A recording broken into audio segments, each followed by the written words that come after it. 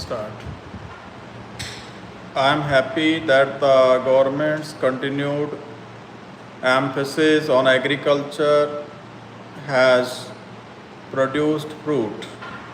The agricultural sector has grown at 6.6% last year, the highest growth rate recorded in recent times.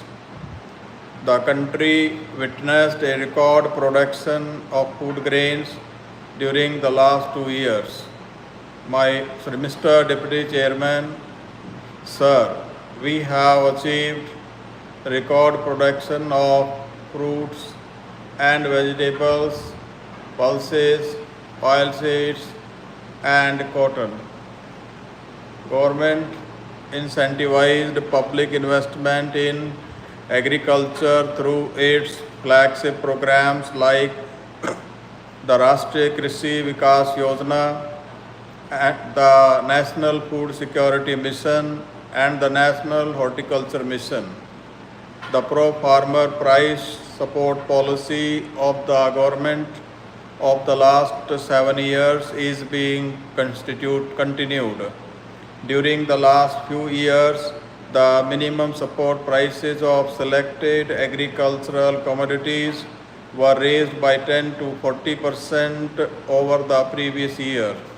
An interest subvention scheme was implemented to ensure the availability of crop loans to small farmers for loans up to rupees 3 lakh at the rate of 7%. An additional subvention of 3% is being provided to such farmers who repay their short-term crop loan in time, reducing their effective interest rate to 4%. Government will continue to focus on ensuring greater transparency, efficiency, and accountability in the implementation of the Mahatma Gandhi National Rural Employment Guarantee Scheme. Since its inception, about 1100 man days of employment has been generated and a large amount has been spent. The scheme has benefited 1/4 population of the country so far. The guidelines of the scheme have been revised to ensure that it can be better associated the objective of raising land productivity. To underline inclusive growth, government will work for the early enactment of the Land Acquisition, Rehabilitation and Resettlement Bill, which provides for a liberal regime of compensation along with a mandatory rehabilitation and resettlement package not only for landowners but also for those dependent on such land for livelihood. With a view to improving rural infrastructure, government launched the Bharat Nirman program a few years back. The second phase of this government program began in the last year. I am happy to state that the increasing targets of creating additional irrigation potential, providing electricity to 1 lakh villages and 2 crore poor households, upgrading existing rural roads and providing safe drinking water to identified habitations have been achieved well before the target date.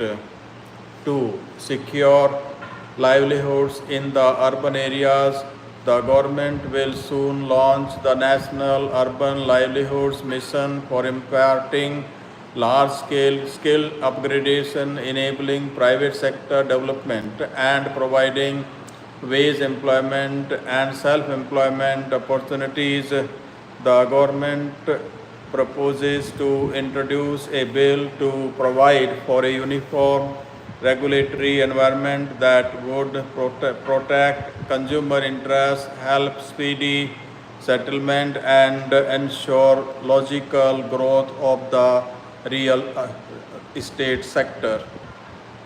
The needs of the urban homeless and poor are of the highest priority for my government, and I am happy to announce a new scheme called the National Program for the Urban Homeless that would help create a network of multiple shelters in the urban local bodies with adequate provisions for housing and food for the poor.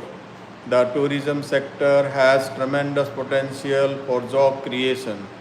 The government will target 12% annual growth in this sector in the 12th five-year plan. Inflation, particularly in food articles, has been a major challenge in many countries, including India. Rising global prices of commodities, industrial materials, and fuels have contributed to inflation.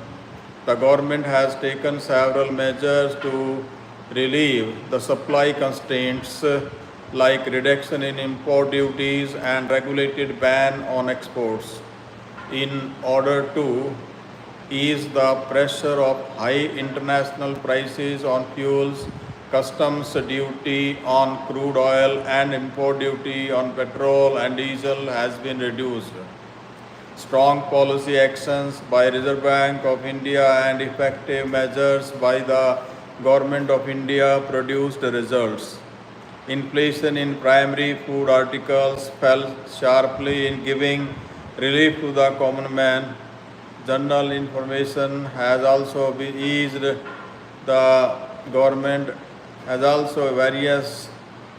taken various steps to attract overseas capital into India by liberalizing rules regarding external commercial borrowings, increasing the time limits on lending by foreign institutional investors, and launching of schemes to attract investment in mutual funds and equity from qualified foreign investors.